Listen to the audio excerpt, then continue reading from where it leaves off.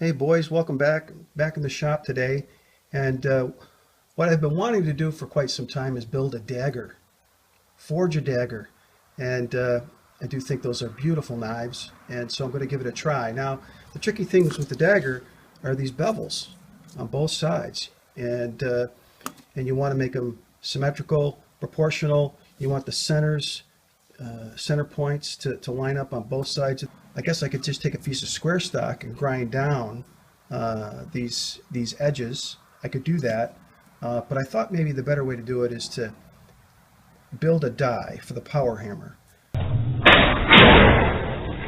So I made these inch and it's 1 inch by 3/16 inch, and I ground down to the size of the one side of the dagger that I wanted, and I did the exact same thing in another piece here.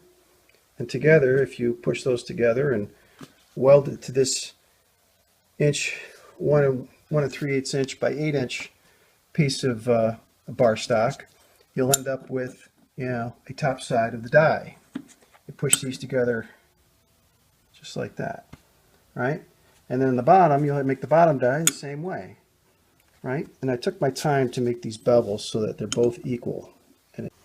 So if I weld those two together, then that does form a, sort of the shape of a dagger, the cross section of a dagger.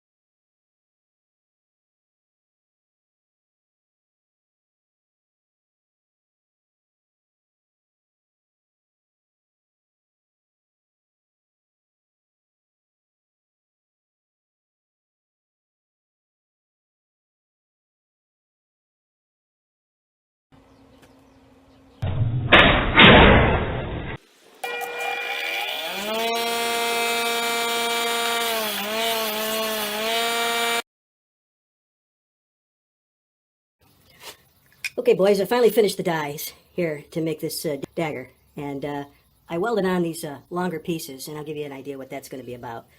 So one of the challenges to this is also how do you mount this? How do you mount this to this base of this power hammer? And so I thought of it, tried a couple of things, and I've come up with this is the best option. Just a piece of angle iron, right?